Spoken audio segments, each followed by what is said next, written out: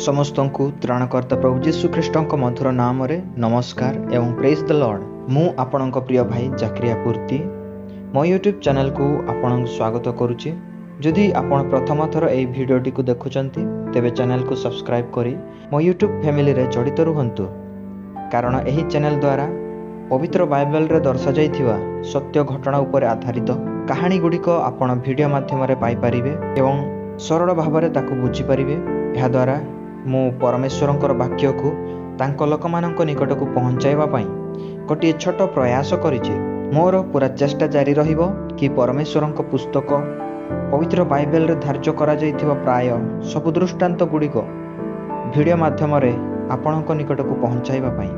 ଏହି ଚ୍ୟାନେଲରେ ସୃଷ୍ଟିର ରଚନା ଠାରୁ ଆରମ୍ଭ କରି ଶେଷ ଦିନର ଭବିଷ୍ୟବାଣୀ ପର୍ଯ୍ୟନ୍ତର ପ୍ରତ୍ୟେକ ବିଷୟ ଗୁଡ଼ିକ ଉପରେ ଆମେମାନେ ଆଲୋଚନା କରିବା। ମୁଁ ଜାଣେ କି ଆମେ ସମସ୍ତେ ଏହି ସାଂସାରିକ ଜୀବନରେ ବ୍ୟସ୍ତତା ଜୀବନରେ ଏତେ ବ୍ୟସ୍ତ ରହୁଛୁ କି ଆମେ ପରମେଶ୍ୱରଙ୍କ ପାଇଁ ସମୟ ଦେଇପାରୁନାହାନ୍ତି। ସେଥିପାଇଁ ଏହି ଚ୍ୟାନେଲ ମାଧ୍ୟମରେ ମୋ ତରଫରୁ ଛୋଟ ଚେଷ୍ଟା ରହିଛି, ଯାହାଦ୍ୱାରା କି ଆମେ ଆମ ପିତା ପରମେଶ୍ୱରଙ୍କ ବିଷୟରେ ଜାଣିପାରିବା। ଏଥିରେ ବାଇବେଲର ସତ୍ୟ କାହାଣୀ ଗୁଡ଼ିକ ରହିଛି, ଯାହାକି ଆପଣଙ୍କ ହୃଦୟକୁ ଛୁଇଁଯିବ ଏବଂ ଆପଣ ଏହାଦ୍ୱାରା ବହୁତ କିଛି ଶିଖିବାକୁ ପାଇପାରିବେ।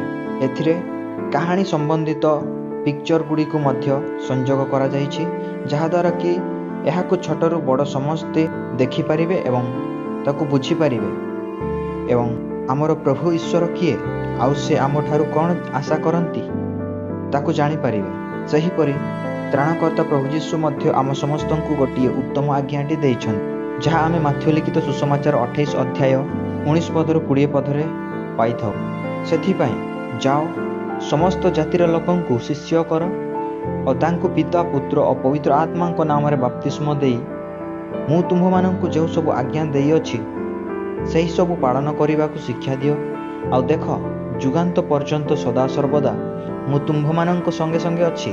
ସେଥିପାଇଁ ଆମ ସମସ୍ତଙ୍କୁ ମିଳିମିଶି ପରମେଶ୍ୱରଙ୍କ ବାକ୍ୟକୁ ଲୋକମାନଙ୍କ ପାଖରେ ପହଞ୍ଚାଇବାର ଅଛି।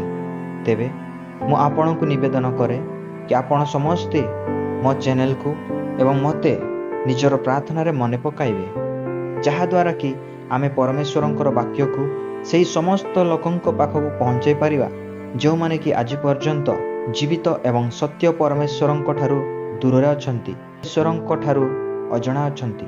ଯଦି ଆପଣ ସେହିପରି କାହାଣୀ ଗୁଡ଼ିକ ବାଇବେଲରୁ ଶୁଣିବାକୁ ଚାହାନ୍ତି ତେବେ ଆମ ଚ୍ୟାନେଲ ସହିତ ଜଡ଼ିତ ରୁହନ୍ତୁ, ନିଜ ବନ୍ଧୁମାନଙ୍କ ପାଖକୁ ପହଞ୍ଚାନ୍ତୁ, ପ୍ରଭୁଙ୍କ ରାଜ୍ୟ ବଢ଼ାଇବାରେ ସାହାଯ୍ୟ କରନ୍ତୁ।